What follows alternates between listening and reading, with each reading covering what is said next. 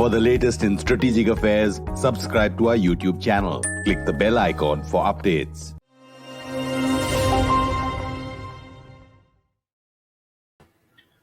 Hello and welcome to Strat News Global, and welcome to this special show on cryptocurrencies. We're going to try and break down exactly what cryptocurrencies are, who runs them, how they work. And our guest for this evening is Jaijit Bhattacharya. You have met him before. He is the president of the Digital Center for Digital Economy Policy Research. Jaijit, welcome. Glad to have you. Thank you, Surya. It's my pleasure to be on this platform. Jaijit, let's begin with that very basic question. What are cryptocurrencies? How do they work? Who's behind them? Standard basic questions. So there are a lot of cryptocurrencies, but let me just take Bitcoin to answer that because that's the most popular cryptocurrency. Now, what is it and who's behind it? It was created by supposedly a person called Satoshi. Now, nobody knows whether that person is real or if that person is one person or male or female. We really don't know who that person is. And hence, we really don't know who made it. In a way, people claim that that's a very good thing because nobody owns it in that sense, pretty much as we say that nobody owns the internet.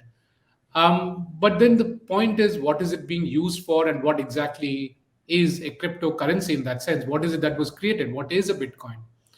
Bitcoin essentially is an online register which says that you have owned what you have owned. And so it's just a register, it's just a piece where you write down in an electronic form that you own something, and it could be anything. And now what has happened is people have started trading that piece of writing in a ledger, which is electronic in nature, and which is being backed up by a whole bunch of people in the community who then who are then the guardian of that particular ledger. So in a way, it's like saying that in a marketplace, if we say that one of the traders has,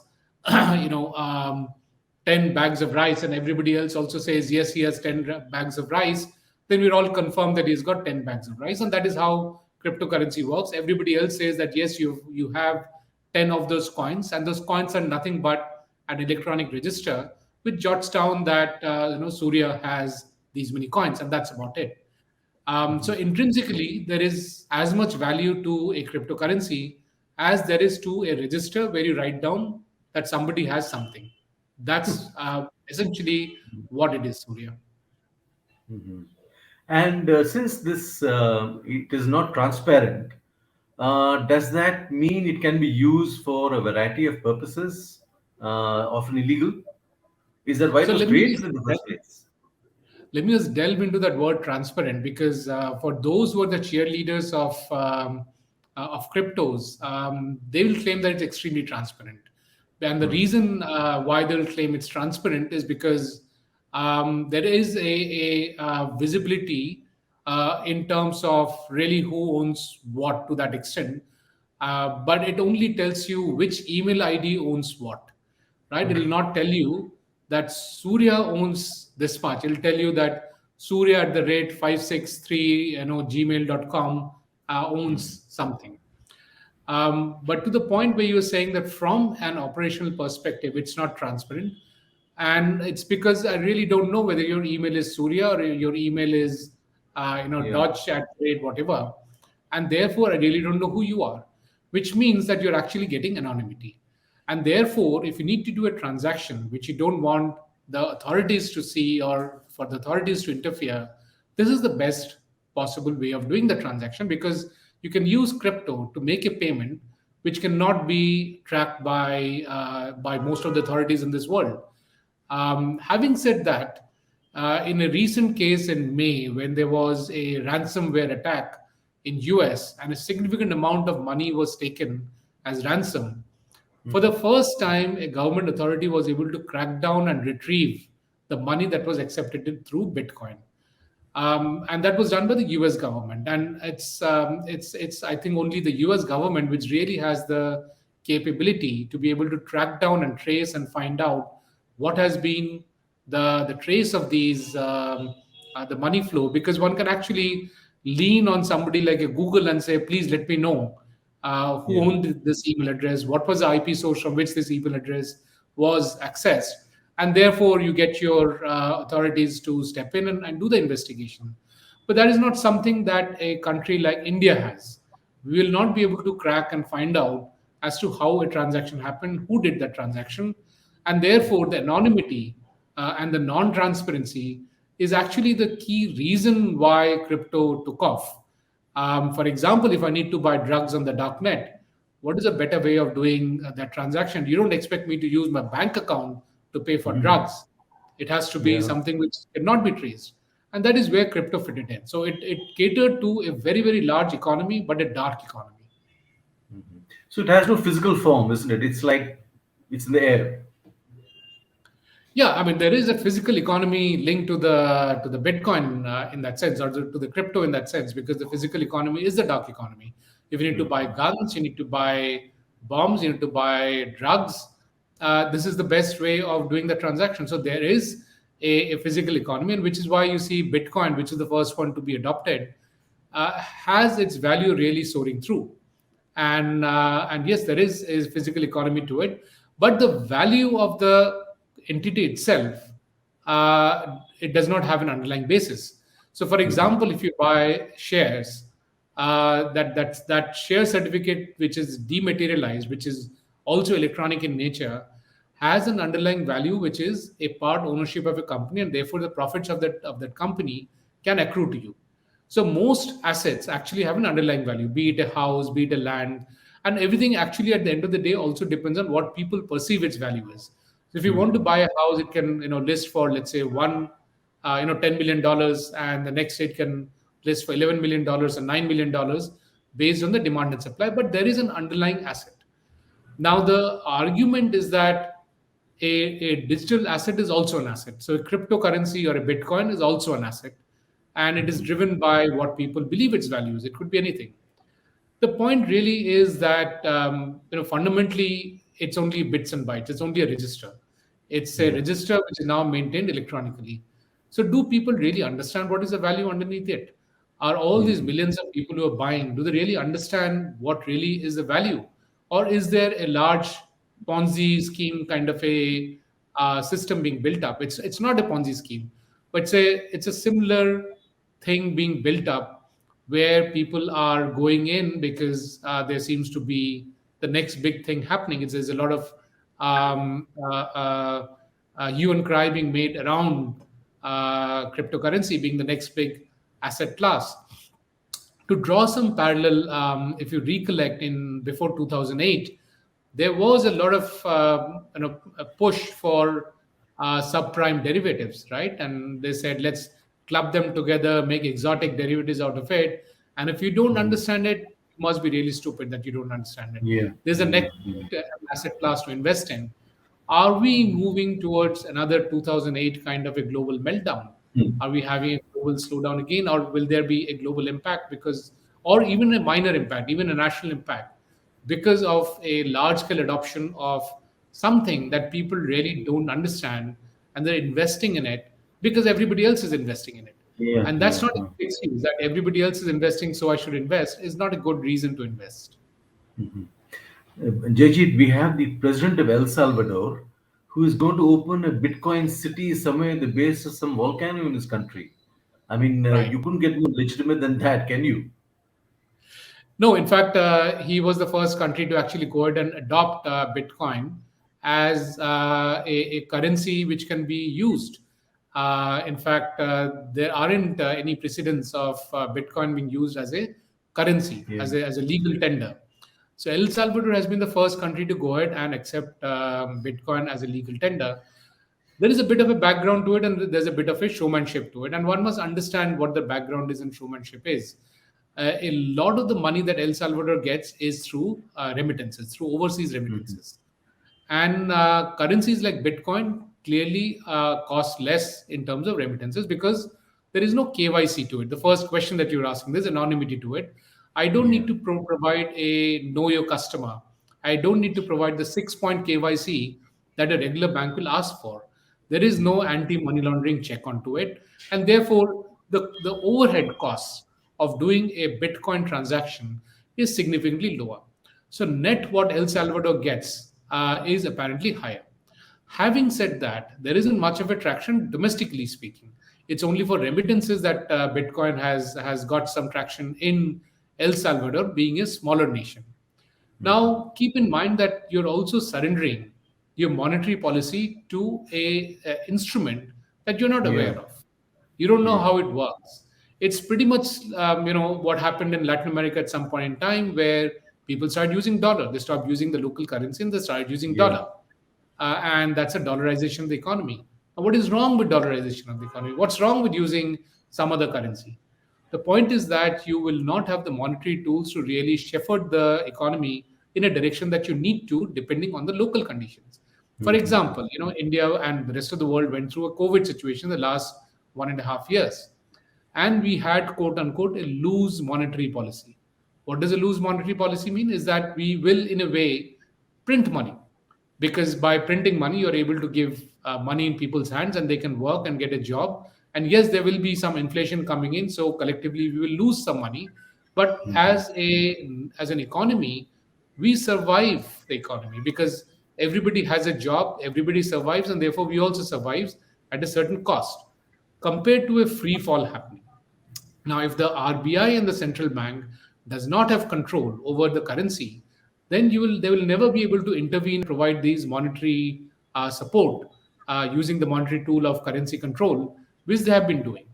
So we have not really tested and seen what happens to El Salvador, because the president in question is also known to be quite colorful and not known to be taking decisions in a very, very rational way. Mm-hmm. So it's over a period of time that we'll see the impact on El Salvador, and that it really is not a example to be quoted, given the tiny size of its economy and its own compulsions. And it does not seem to be a consensus decision. It's a decision of one person, which is the president of El Salvador. Yeah, yeah. So, I mentioned El Salvador. What about China? I understand China is also a major player in Bitcoin. China has been a major player in cryptocurrency, and there is a long story to go behind it, and to look at what China is really trying to achieve. I would actually start with the Bretton Woods Agreement. What did the Bretton Woods Agreement say? Bretton Woods Agreement said that we will all peg our currencies to the gold, and therefore what the U.S. government said is that we will peg the US dollar also to gold, and therefore you all peg your currencies to US dollar. So effectively, you're all pegged to gold. So Indian rupees will be pegged to the dollar, and then dollar is pegged to gold. What does peg to gold mean? Is that if I remember correctly, $1 was equal to 23 grams of gold, or 2.3 grams of gold. I'm forgetting what it was. So every time you have $1, you can actually go to the US government and say that please replace my $1 with 2.3 or 23 grams of gold, as a case may be. By 1971, people started losing faith in the dollar, and they said, "Well, we need our gold from you." So there was what was called a run on the dollar. So people would go to the U.S. government and say, "Please give our gold and take this dollar from us." So this was quite problematic for the U.S. government because they were draining gold very, very quickly. So in a Camp David announcement by the then president of US, what he declared was that we are simply delinking dollar from gold, and therefore it was in that sense the first currency without a underlying asset, pretty much like the cryptocurrencies which don't have an underlying asset. So dollar also became a currency with no underlying asset, and because of the momentum it had, it continued to become to stay as the currency to which every other currency was pegged. So it became a de facto currency. What did that give to the US government? It gave them the ability to start printing dollar and export credit and export their inflation to other countries, and and therefore they were able to actually print money and grow their economy. This was something that the Chinese government woke up to and realized that, look, this is the power that the US government has got themselves into. And China forever has been benchmarking themselves against US. And therefore, what Yeah. they woke up to is that why can't China do the same? Why can't the yuan be that currency where it is accepted as a currency on its own without any underlying asset, and the Chinese government can simply print that money and do what the US government did. Now, unfortunately, it's not so easy to do that. It has taken us thousands of years for gold to be accepted as a standard of value.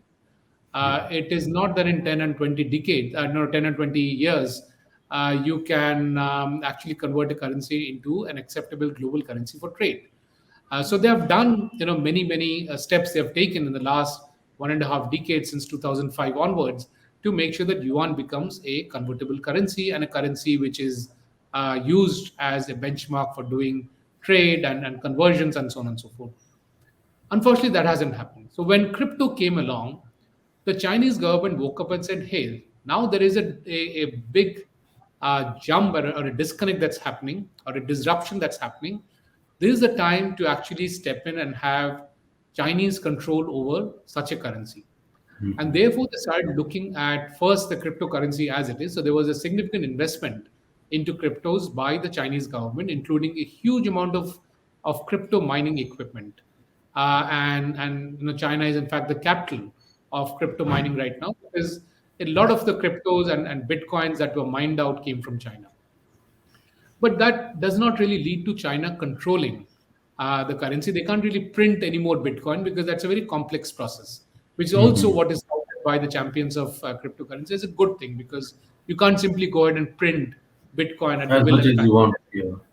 There is an entire mining requirement, which is extremely energy hungry process, and you do that, and then you can get one Bitcoin coming out. So what the Chinese government said is that, look, we'll come out with what's called the central bank digital currency, or in short, it's called CBDC. That'll be our digital currency, and it'll be controlled by the Chinese central bank. Now, it has its pluses and minuses in the sense, if it is really used democratically and every country has their own CBDC, then you can trade very easily with many of the overheads going away. For example, the letter of credits become much easier, or possibly you don't need letter of credits with some of these currencies coming in. But the larger thought process from the Chinese perspective is that we'll create our own cryptocurrency, which will have all the advantages of a cryptocurrency, but it'll be backed up by the government. So there'll be faith in that currency. And therefore, a lot of exporters, importers, international trade folks will start using that currency. And therefore, it becomes the de facto currency for trade and for international trade, which is what the dollar used to be, or is continues to be. And therefore, in a way, their attempt is to replace the dollar's position with the Chinese CBDC. And that's where the focus of China comes onto CBDC. And therefore, you will see, if you don't have this background, you'll be sometimes confused as to what is China doing. At one end, Yeah, they're yeah. saying support cryptocurrency, and then suddenly they have a crackdown on Bitcoin. What is going on? But the reason they will have a crackdown on Bitcoin and other cryptos is because they want to promote the Chinese CBDC, which is undergoing testing right now. It's in the I beta see. phase right now, right? So they don't want any competition to CBDC. So once CBDC comes up, the Chinese CBDC comes in, which I can possibly call as CCBDC, which is Chinese Central Bank Digital Currency. That will have a significant impact on how international trade is done and international exchange of value is done, because it will be very easy to do it. And guess what? Who can print as many of those CBDCs as possible? It will be the Chinese government. Yeah, And therefore, yeah. it tends to become the new dollar in town. So when you look at India, we're now looking to regulate crypto. Is there some plan at the back of the government's head to have the rupee as a digital currency or something? Well, India has been toying around with a CBDC for a long time. In fact, let me just step back into the first public policy action that was taken by the government, which in fact was taken by the central bank RBI, which was actually to disallow any Indian rupees to be used for buying or selling cryptocurrencies, which essentially was translated to saying there was a ban on cryptocurrencies. This was challenged in the Supreme Court. And on a very lengthy judgment that they had passed, if you remember, it was about an 850-page judgment. What the court said is that there's nothing wrong in what RBI has said. The points that RBI has made are correct points. We don't see anything wrong in it. But they've come to the decision of banning cryptocurrency in a haste. They should have taken more time to think it through, and therefore we are overturning the ban on cryptocurrency. it was interpreted as saying that now India is allowing cryptocurrency. That was not the case. The judgment did not say that. The judgment merely said is that RBI should have given more thought to the ban that they had provided. Now, in that context, what happened was that, in a way, the Pandora's box opened up. It was now convenient for people to start buying cryptocurrencies because they've heard so much about it.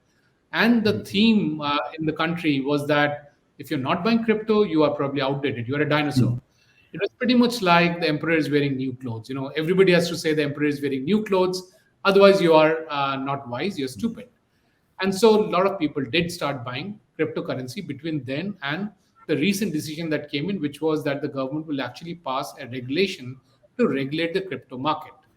That is also seen as a victory for the cheerleaders of cryptocurrency, because they're saying, well, the government is now acknowledging that cryptocurrency is an important asset class in this country, and therefore the government will regulate it. But the sub theme to it was that there was a bit of a gun on the head for the government. The gun in the head was that now crypto has become a nuisance value. If you take any step that stops the trade of crypto, then there are millions of people who have gone ahead and invested their hard-earned money into crypto, and they will suddenly lose it. How can government allow that? Government's responsibility is to make sure that the citizens of this country is safe and their investments are safe. So the government is now kind of caught up in the crosshair. If you do it, you're damned. If you don't do it, you're damned. The reason you'll be damned if you do it is because you're now pushing more people into an asset class which is not really controlled by you, and it's going to lead to quote unquote dollarization of the Indian economy, which is, for such a large economy, it's not acceptable. Yeah. There are examples taken that, look, Singapore has already done that. Now, Singapore has done it because it also has full capital convertibility.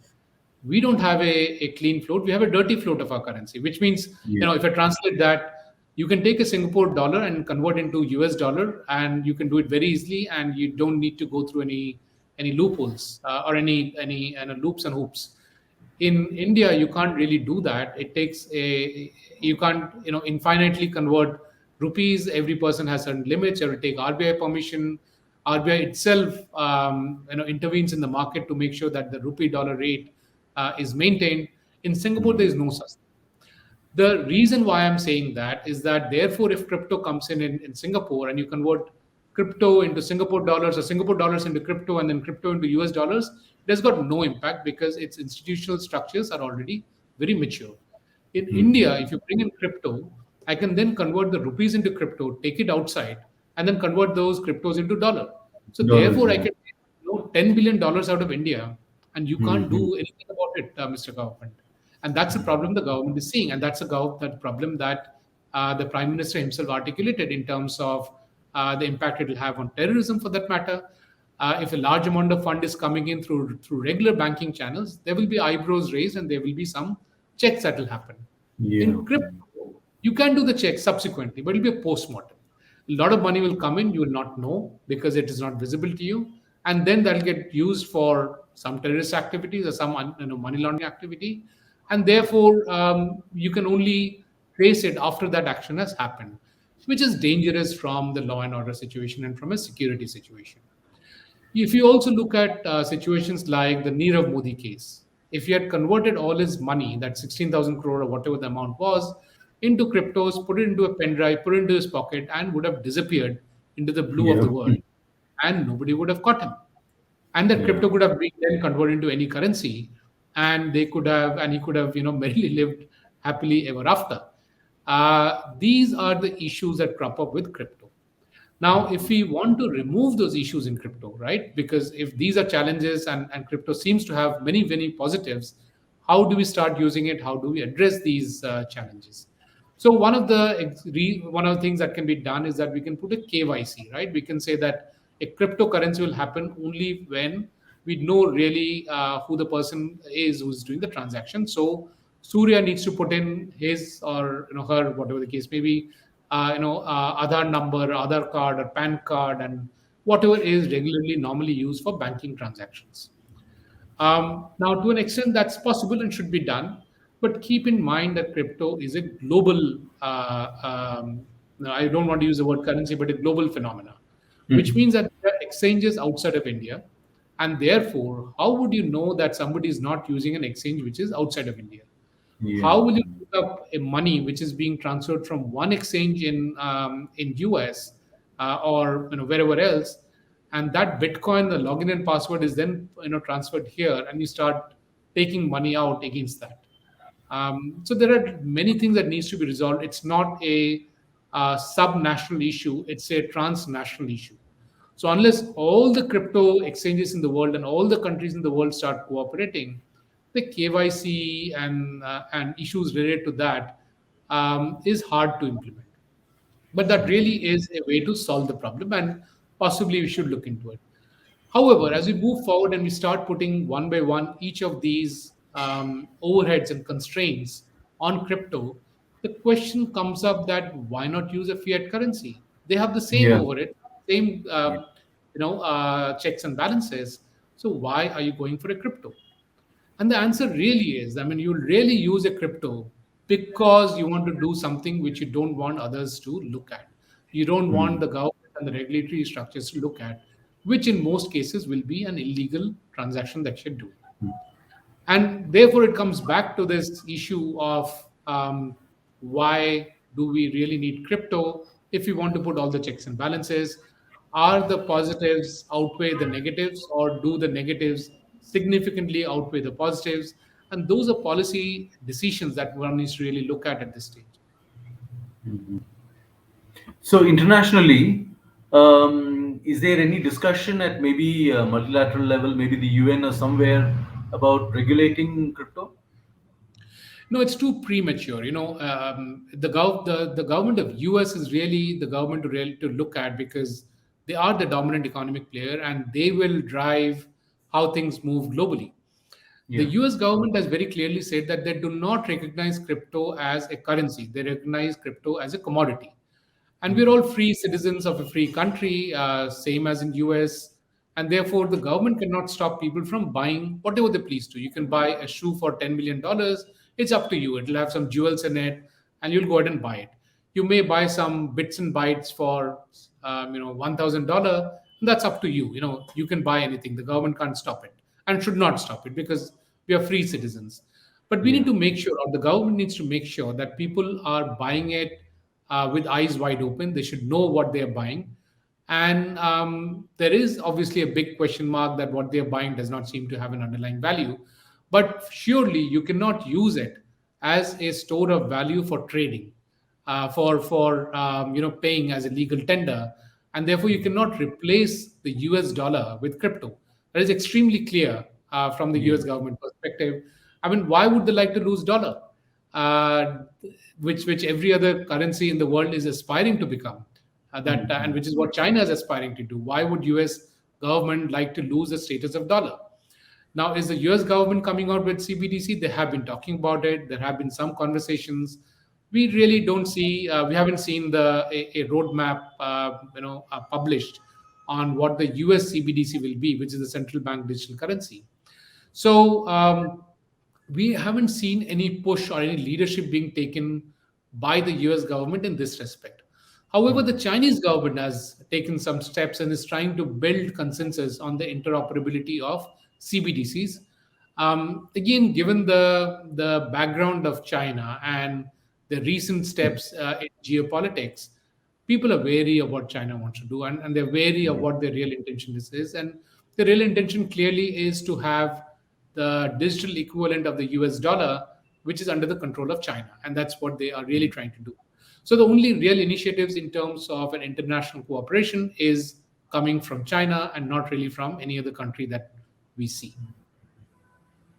Fascinating, fascinating. I'm sure this controversy is going to continue. Well, let's hope there is some meeting of minds on the issue of regulating these cryptocurrencies. Jaijit, thanks very much. A lot of insight here, and I'm sure a lot of information for our viewers. Thanks again. I'm sure this is one controversy we'll have to revisit. Thank you. Absolutely. My pleasure. Thank you for inviting me to this platform. Thank you so much, Surya and Strat News Global. Thank you. And for all of you out there who've been watching this, keep coming to us with your comments and observations. Questions, of course, always welcome. And subscribe to our YouTube channel. Visit us on our website. Thank you. Good night.